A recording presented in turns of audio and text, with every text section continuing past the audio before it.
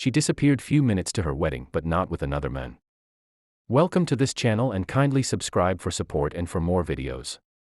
In the quiet village of Khujani, wedding drums echoed across the hills. Women ululated as they prepared the bride. The air smelled of roasted meat and fresh flowers. It was meant to be the happiest day of Amina's life.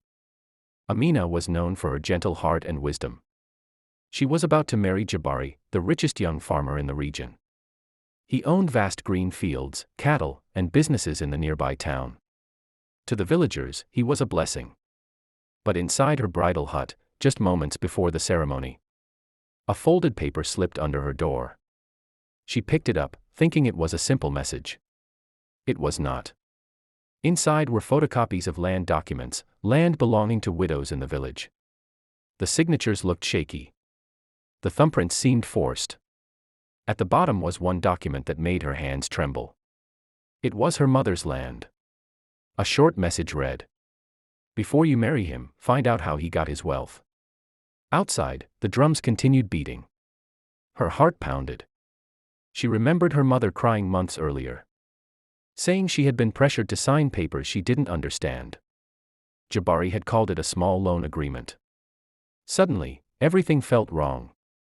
Instead of walking to the altar, Amina removed her jewelry, changed out of her wedding dress, and slipped out through the back of the hut. By the time the guests realized, she had vanished. The village was shocked. Some called her mad. Others said she had shamed her family. Jabari pretended to be heartbroken, then continued expanding his land. But Amina had not run away in fear. She went to the city and began investigating. She visited land offices, studied public records, and spoke to women from neighboring villages.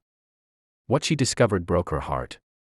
Jabari had been targeting widows, women with little legal knowledge and no one to defend them. He offered help during hard times, then pressured them into signing away their land. The wealth everyone admired was built on silence and intimidation.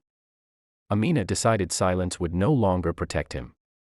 She enrolled in law school and studied tirelessly, specializing in land and property law. 3 years later, a confident woman in a sharp suit stepped back into Khujani. It was Amina. But she was no longer just a bride. She was Advocate Amina.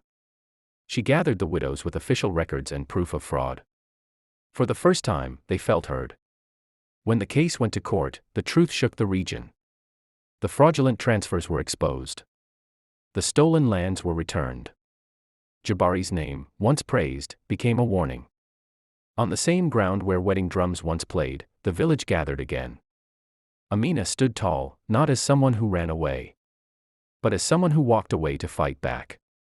Sometimes disappearing is not weakness. Sometimes it is preparation for a powerful return. Thank you for watching.